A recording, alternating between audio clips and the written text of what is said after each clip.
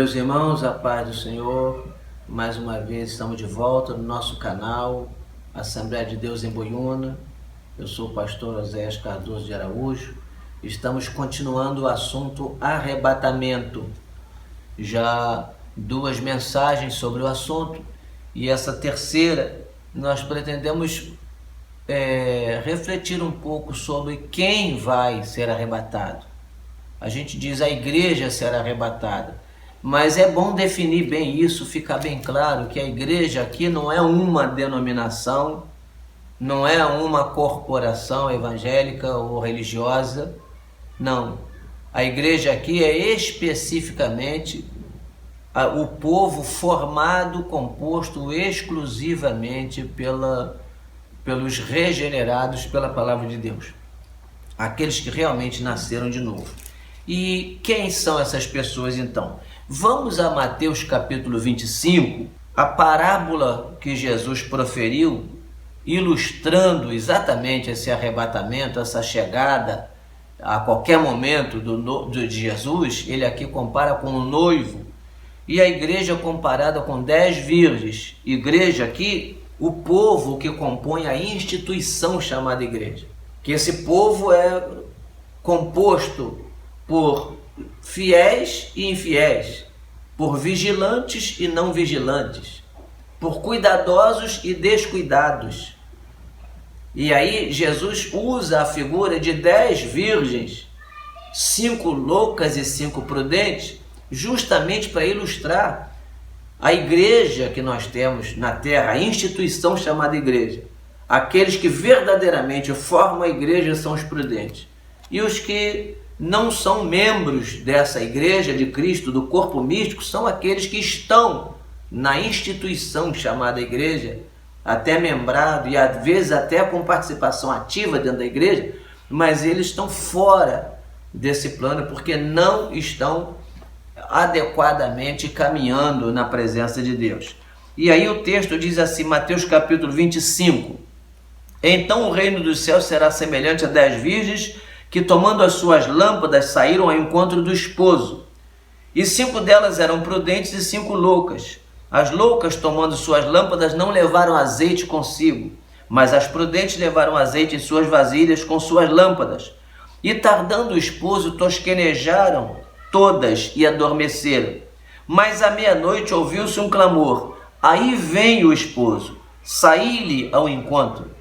Então todas aquelas virgens se levantaram e prepararam as suas lâmpadas. E as loucas disseram às prudentes, dá-nos do vosso azeite, porque as nossas lâmpadas se apagam. Mas as prudentes responderam dizendo, não seja caso que nos falte a nós e a vós. E diante aos que o vendem e comprai-o para vós. E tendo elas ido comprá-lo, chegou o esposo, e as que estavam preparadas entraram com ele para as bodas, e fechou-se a porta. E depois chegaram também as outras virgens, dizendo, Senhor, Senhor, abre-nos a porta. E ele respondendo disse, em verdade vos digo que não vos conheço. Vigiai, pois, porque não sabeis o dia nem a hora em que o Filho do Homem há de vir. Perceberam aí que Jesus está falando do arrebatamento? Ele conta essa história, parábola é uma história fictícia, criada com o propósito de ilustrar, de ensinar uma verdade. E ele termina essa história dizendo assim, vigiai, pois, porque não sabeis a que hora o Filho do Homem há de vir. Ele está dizendo, você não sabe que hora vai acontecer o arrebatamento. Muito embora na mensagem passada nós tenhamos dito que está muito perto, dizer que está muito perto não é precisar a hora. Muito perto pode ser daqui a 1 segundo, pode ser daqui a 1 ano, pode ser daqui a 1 dia, pode ser daqui a 1 mês.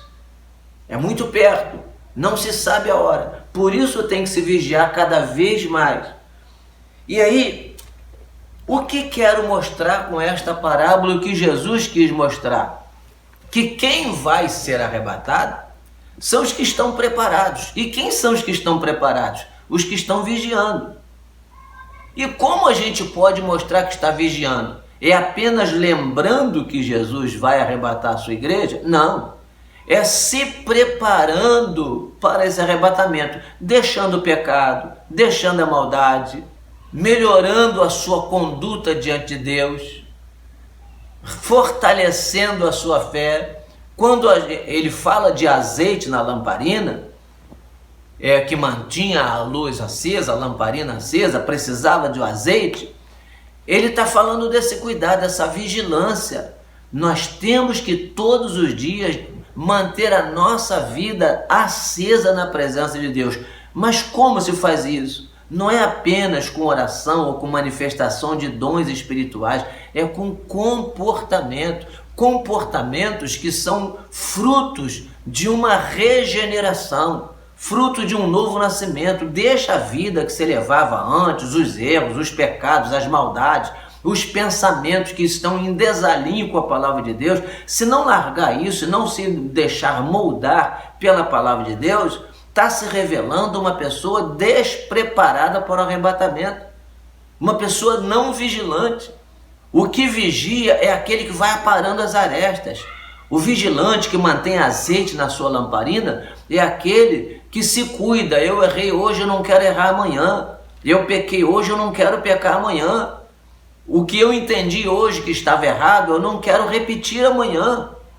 E nós estamos fazendo exatamente o oposto. Nós estamos dizendo assim, não é nada demais, é um errozinho à toa, eu posso errar mais amanhã, eu posso continuar no meu ritmo de vida, Deus não tem nada com isso, o mundo mudou. Irmão, em nome de Jesus, o arrebatamento não vai ser para quem está dentro da igreja.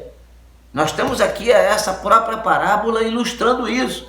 As 10 virgens estão simbolizando a igreja, todo mundo dentro do templo, todo mundo batendo palma para Jesus, todo mundo cantando e orando, e alguns falando em línguas estranhas e profetizando, e alguns com cargos importantes na igreja, estão dentro da igreja, mas isso não é suficiente, tem que ter azeite na lamparina. O azeite na lamparina é cuidado com a própria vida, é não querer repetir erro amanhã. O que você cometeu hoje, peça perdão a Deus e é passado, você não pode repetir amanhã.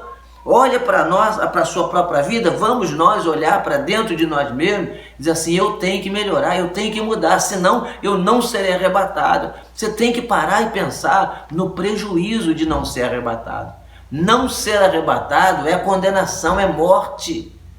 O arrebatamento é para livrar da morte, o arrebatamento é para garantir a vida eterna. O arrebatado tem a vida eterna garantida, assim como Noé entrou na arca e teve a sua continuidade de vida garantida depois do dilúvio. É para isso o arrebatamento. Pode vir grande tribulação, pode vir anticristo, pode vir a miséria, a destruição que vier no mundo. O arrebatado está salvo, ele está preservado de toda a destruição que vai acontecer aqui e garantida a vida eterna. Ninguém que for arrebatado vai passar pela condenação e pela morte eterna. Todos os arrebatados vão ingressar na vida eterna, vão ingressar no reinado milenar com Cristo e nunca mais vão perecer pelo poder do pecado. Então é importante demais que nós entendamos que o arrebatamento não é para ser desprezado.